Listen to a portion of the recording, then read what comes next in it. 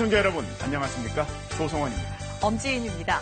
6월 11일 토요일 남북의 창입니다. 오늘 준비한 주요 소식부터 보시겠습니다.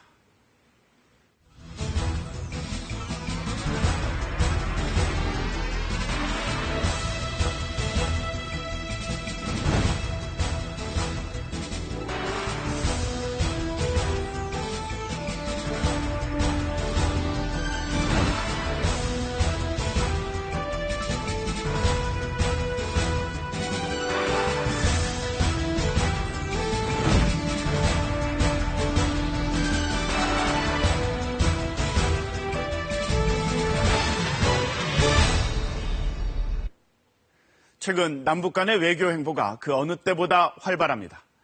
대북 제재를 강화하기 위한 우리 정부의 발빠른 외교에 북한이 전통적 우방들을 다지는 맞대응 외교를 펼치는 게 마치 칼과 방패의 대결 같습니다. 이런 가운데 주변 강국인 미국과 중국이 갈등을 빚으며 대북 공조의 큰 틀의 변수가 되고 있습니다. 이슈엔 한반도, 오늘은 지금 우리가 대북 제재와 관련해 얼마나 치열하고 복잡한 외교전을 치르고 있는지 살펴보는 시간 갖겠습니다. 맹윤아 리포터입니다. 혁명의 역사가 도시 곳곳에 여전히 남아있는 곳, 쿠바의 수도 아바나입니다. 이곳에서 열린 카리브 국가연합 정상회의에 윤병세 외교부 장관이 참석했습니다. 대한민국 외교장관으로는 첫 쿠바 방문입니다. 쿠바 방문의 하이라이트는 브루노 로드리게즈 쿠바 외교장관과의 회담. 예정 시간을 훌쩍 넘긴 75분간의 양자회담 뒤 윤 장관은 쿠바와의 관계 정상화 의지를 강조했습니다. 한국과 쿠바 간의 관계 개선을 위해서 조용하지만 다양한 노력을 해왔습니다. 제 방문 자체가 그러한 것을 상징하는 것이고, 이번 회담은 불과 한 주 전 북한의 김영철 노동당 정무국 부위원장이 김정은의 특사 자격으로 쿠바를 방문했던 것과 오버랩되며 적잖은 외교적 파장을 남겼습니다. 반미 전선을 공유하며 서로 형제관계라 불러온 대표적 우방국 쿠바와 북한. 이런 쿠바가 지난해 미국과의 수교에 이어 한국과 관계 개선 움직임을 보인 것은 북한의 상당한 압박일 수밖에 없습니다.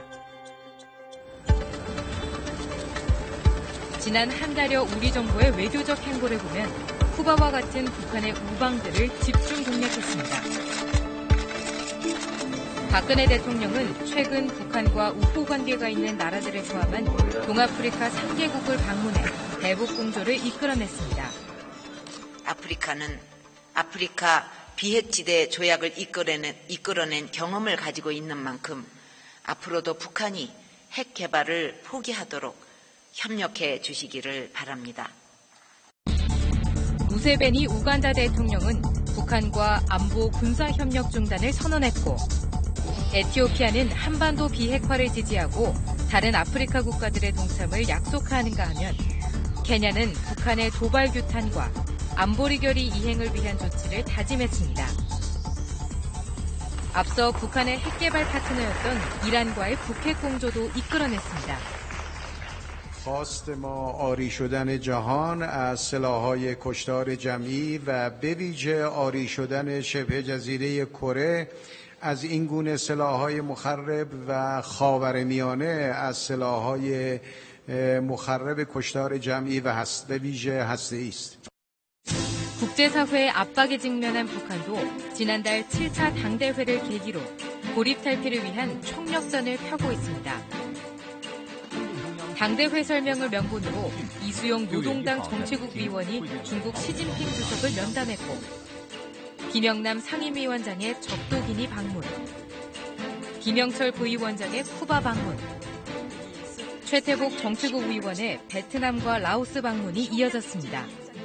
전통적 우방국부터 집중 공략하며 대북 제재의 균열을 노린 겁니다. 호진영 주석과 김일성 동지께서 마련하여 주신 위엔남과 조선 사이의 친선 관계는 여러 세대의 두 나라 지도자들의 깊은 관심 속에 계속 좋게 발전돼 왔다고 하면서, 이 같은 남북한 외교전의 다음 무대는 러시아입니다. 지난주 북한의 장혁 철도상이 나지나산 철도 협력을 명분으로 러시아를 방문한 지 열흘 만인 내일 윤병세 외교부 장관이 방문해 대북 압박 외교를 이어갑니다. 한국 정부가 아프리카 또 쿠바까지 가서 관계 정상화를 위한 노력을 하고 있기 때문에 이런 한국의 외교적인 행보는 북한 정권에게는 상당히 부담스러운 그러한 행보일 수밖에 없고, 그래서 베트남, 중국 이러한 국가를 계속해서 방문을 하면서 외교적인 고립, 대북 제재와 이와 더불어서 마련된 어떤 외교적인 고립을 극복하려는 그러한 행보가 계속 진행이 되고 있다고 보여집니다. 국제사회의 대북 제재 국면과 맞물려 남북 간 외교전이 치열한 가운데 최근 미국과 중국의 기싸움이 예사롭지 않습니다.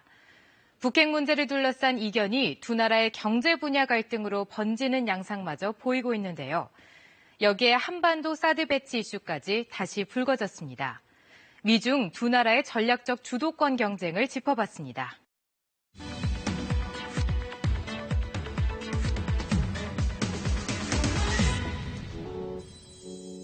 중국 업체 화웨이가 지난 연말 스마트폰 강국인 한국 시장을 겨냥해 출시한 고급형 스마트폰입니다. 화웨이는 가격 경쟁력을 바탕으로 세계 스마트폰 시장 점유율 8%, 3위에 올랐습니다. 이 같은 중국의 대표적인 전자통신기업을 상대로 미국 상무부가 대북 거래 내역을 조사한다며 자료 제출을 요구했습니다. 미 재무부가 북한을 자금 세탁 우려국으로 지정해 북한과 거래하는 중국 금융기관들을 겨냥한 지 하루 만에 내놓은 추가적인 대북 제재 조치입니다. 我也注意到了有关的报道，那么我看到报道上呢，其实也提到华为公司已经发表了声明，表示华为遵守驻在国的法律和法规。 대북 제재를 명분으로 금융에 이어 통상 분야까지 확대된 미국의 대중압박 조치에 양국 간 긴장감이 높아지고 있습니다. 미국의 독자적인 대북 제재에서는 특히 중국의 금융기관과 기업에 대한 제재도 들어가 있기 때문에 그렇게 되면 중국의 경제에도 영향을 받을 수 있기 때문에 다소 의견을 가지고 있고, 그다음에 양자 제재를 통해서 북한을 전방위적으로 완전하게 경제적 봉쇄를 하게 되면 북한 내부적으로 혼란이 일어날 가정이 있기 때문에 중국은 여기에 대해서 좀 반대 입장을 가지고 있습니다.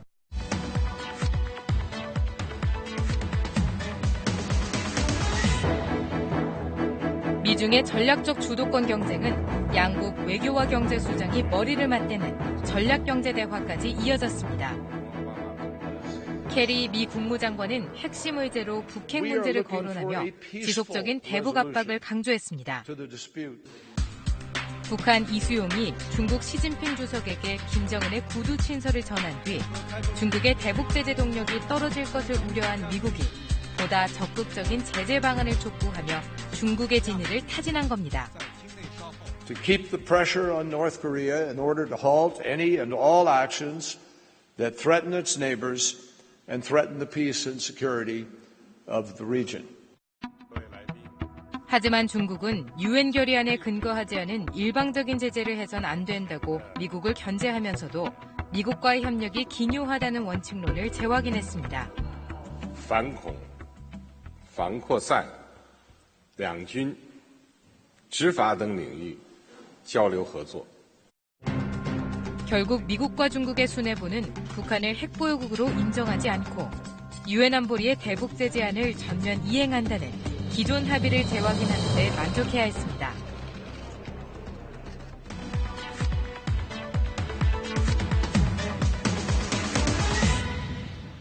미중 전략경제 대화 직전 싱가포르에서 열린 아시아 안보회의 샹그릴라 대화.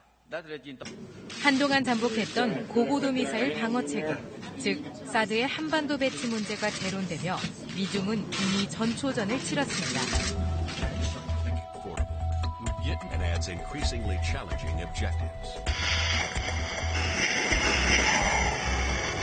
사드가 한반도에 배치될 경우 레이더의 탐지 거리를 600km 정도로 제한해 운용할 계획이어서 중국, 러시아와는 무관하며 미국을 겨냥한 ICBM이 한반도를 통과할 때의 고고도 사드 요격 범위 밖에 있다는 것이 미국 측 입장을 반영한 우리 정부의 설명입니다.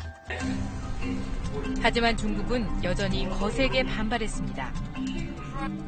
필요한 방어 능력을 능가하는 조치로 자국의 전략적 이익을 침해한다고 주장합니다.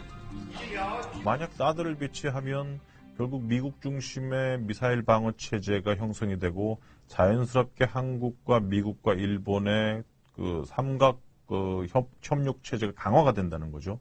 이거는 중국이 지금까지 공을 들인 한국이 결국은 다시 미국 쪽으로 한 걸음 가는 것이기 때문에 여기에 대해서 상당히 민감한 반응을 보일 수밖에 없다는 것이고요. 대북 제재를 둘러싼 국제사회의 숨가쁜 움직임 속에 유엔 안보리가 북한의 4차 핵실험과 미사일 도발에 대해 제재를 결의한 지도 100일 가까이 지났습니다. 유엔 회원국들이 북한에 대한 제재 방안을 담은 보고서를 잇따라 제출하면서 대북 제재 성적표도 차차 드러나고 있는데요. 구체적인 대북 압박 수단들과 국제사회의 단합된 의지를 확인하는 계기가 되고 있습니다. 동유럽의 폴란드 정부가 북한의 주요 자금줄인 해외 송출 노동자들에 대한 비자 발급을 전면 중단했습니다. 루마니아와 불가리아, 체코는 이미 자국 내 북한 노동자를 귀국시켰습니다. 유럽연합도 강력하고 포괄적인 독자 대북 제재를 단행했습니다. 북한 선박과 항공기의 역내 접근을 전면 차단하고 사전에 허가받지 않은 대북 송금과 입금도 막겠다는 겁니다. 강력한 독자 제재 조치가 필요하다는 EU 28개 회원국의 단합된 의지가 반영된 것으로서 이를 높이 평가합니다. 외화 획득 창구가 줄줄이 막히면서 북한의 상황은 갈수록 공공해질 것으로 보입니다. 북한은 국제사회 대북 제재에도 끄떡없이 자강력을 중심으로 경제가 발전할 수 있다고 강조를 하고 있지만 실제적으로 북한 내부의 변화 사항을 보면 제재 국면에 어느 정도 영향을 받고 있는 것으로 보입니다. 4월부터 실제적으로 대북 제재의 효과가 서서히 나타나고 이것이 본격화되는 시점은 6개월이 지난 시점에 본격적으로 제재에 대한 효과가 나올 것으로 예상이 되고 있습니다. 이러한 제재 국면이 계속 진행이 된다면 김정은 정권이 겪는 그러한 체제 불안정성은 점점 더 증폭될 가능성이 높고 지금과 같이 상황이 점점 더 고립되는 속에서 북한 정권은 확실히 도발을 하고 점점 더 핵 능력을 고도화시킬 그러한 행보를 취할 것으로 보입니다. IAEA 국제원자력기구는 최근 북한이 영변 핵시설을 재가동했다고 공식 발표했습니다. 남중국 핵 문제로 갈등을 빚어온 미국과 중국이 북핵 문제조차 다른 현안들과 섞여 전략적 이익을 저울질하는 상황. 북한의 핵도발 동향을 주시하는 동시에 주변국 정세 변화에 능동적으로 대응해야 하는 과제가 우리 앞에 놓여 있습니다.